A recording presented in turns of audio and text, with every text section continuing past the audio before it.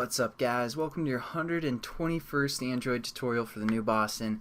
And I've decided to do a few more tutorials on the SQLite database because I've gotten so many requests on my channel, so I thought I should at least elaborate a little bit more within this series.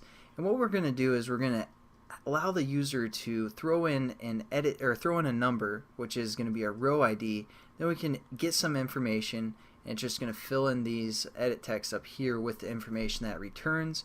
We're going to also going to be allowed to edit that row information and change our entries into the database, and also we can delete that whole row if we want. So let's get into it. Again, you guys just need to set up an edit text. What I did is go into the text fields and throw this one that says number over there. That way when they select this edit text, the number keypad will come up for them instead of, you know, the alphabetical keyboard. And then what we're going to do is, you know, you guys can set up your references for the most part, whatever you guys, you know, by this point you should know how to set up your own references, and it won't really matter as long as you have the reference bridges over in Java set up properly. So what I did is I set up both those buttons, those three buttons, and our new edit text so our whole class can use them. And then I created basically my variable names was SQL row, which is our edit text, which is going to give us the row number. SQL modify, which is our button that's going to, you know, modify that entry. SQL get information. Again, that's going to just return the information from our row that we insert. SQL delete, that's what I named for my delete button. And then I just set all on-click listeners and set up, you know, 3 new cases within our switch in case for our on-click listener. So let's get into it. The first thing that we need to do is we're going to kind of program our get information. So we got to kind of think about what we want again our application to do. The first thing that we want to do is we want to refer to our SQL row edit text. That's the new one that we set up, and we're just going to say get text dot toString, and we're going to set up a string variable to equal that.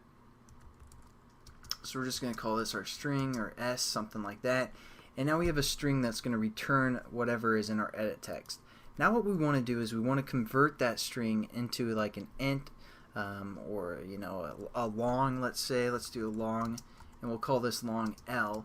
So what we're going to do now is convert our string into a long type variable. And we do that by parsing. And so what we're going to do is we're going to refer to the long class dot parse long, and as you can see it takes a string within its parameters, and we're going to give that string reference the S. So again, this L variable is just basically converting whatever was in our edit text into a long type variable. Now what we want to do is, again, we're just going to set up a hot or not variable, hot or not. I'm going to set this equal to, again, just a new hot or not instance where we pass in the context of this class. And then what we're going to do is we're going to open our hot or not so we can write to it, and then we're going to say, like, we're going to get some information back, a name and that hotness of the row. So what we want to do is we want to say something like string returned name equals, and then we can say our HON, our hot or not object, dot get name. And we're going to create this method, and we're going to pass in our long. So again, we're going to create this method called get name, where it takes a long within its parameters. So again, our long is going to be which row the person typed into the edit text. Then that it's going to send that off to this method called get name that we're going to set up. So that's what that's going to do. And then we're also going to set up another string for our returned hotness. Pretty much the same concept there. So get hotness, we can call it. and again we want to pass in which row we're looking at. So there we go. Now we're just going to close our hot or not type variable. And then now we have our returned name and our returned hotness. So what we're going to do is just set our edit text up to equal that returned name and that returned hotness. So again, our edit text were called SQL name dot set text, and we're going to set it to our returned name. And then we're going to set our hotness edit text